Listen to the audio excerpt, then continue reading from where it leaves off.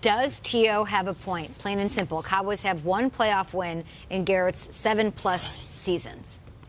Yes, he has a point, but this is the way the game goes, right? We saw the Raptors fire their coach after making it to the playoffs. Wow. Dwayne Casey, Yeah. right? Coach of the year. Yeah, coach of the year. You look at Marvin Lewis on the other side, right? We were still waiting for him to get into the playoffs and win a playoff game. Hugh Jackson has his job, and I get it, there's been a lot of movement in Cleveland. But the way the game is, you have to give these coaches time, especially when injuries or circumstances derail your plans. I think they gave him a little bit of time after Ramon went down. Then Dak came in.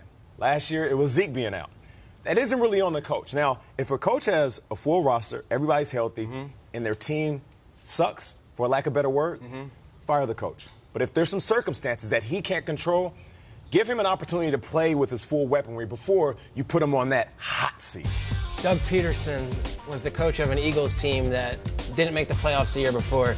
Lost his starting quarterback, lost Darren Sproles, lost his middle linebacker Jordan Hicks, lost his best special teams player in Chris Maragos, lost the best left tackle in football in Jason Peters, and won the Super Bowl. I can't say that we're making excuses for any coach in the NFL when that is the gold standard. When that guy found a way to still win a Super Bowl, that's a good point. How can we say Jason Garrett lost Ezekiel Elliott to not an injury, a suspension, but to a suspension, and that they knew was coming for months? And so to me to say that was a pass.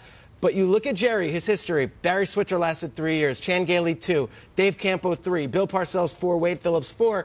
For some reason, Jason Garrett has lasted, survived through a lot of ups. Started as a coordinator. And not a lot of ups. You know, one playoff win in his entire career. To me, it's more about, it doesn't matter what the fans think. It doesn't matter what the players think. Jerry Jones is comfortable with Jason Garrett, and that's all that matters. And until he's uncomfortable with him and it becomes too hot or it becomes too frustrating, he's going to be the coach. I got a lot of thoughts on this. Cowboys fans are not happy. I've done a lot of reading on it. They want him out. They're sick of it.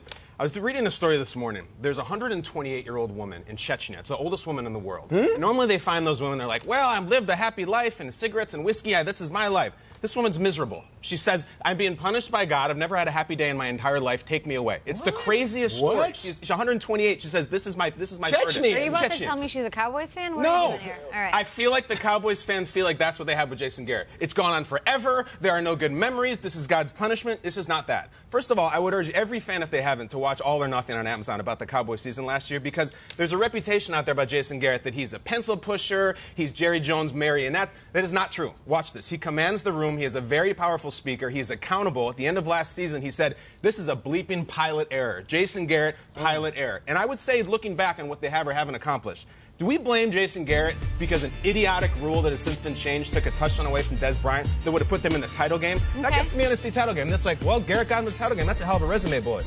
Do we blame Jason Garrett because Jared Cook's second toe came in bounds on the sideline from the best quarterback in the league, Aaron Rodgers? All right? That was with a rookie quarterback in which he was the coach of the year. Then the follow-up year, when everyone is prepared for Dak Prescott, you have a winning record despite losing your best player for a whole stretch of the season. Jason Garrett takes a lot of heat. Maybe he's deserved a lot. I'm sure he puts it on his own shoulders. It could be a lot worse, all right? You could be 128 years old with no good memories. There are good memories. He's 2 years from the coach of the year. I will take up for Jason Garrett, and I think they're going to have a big season.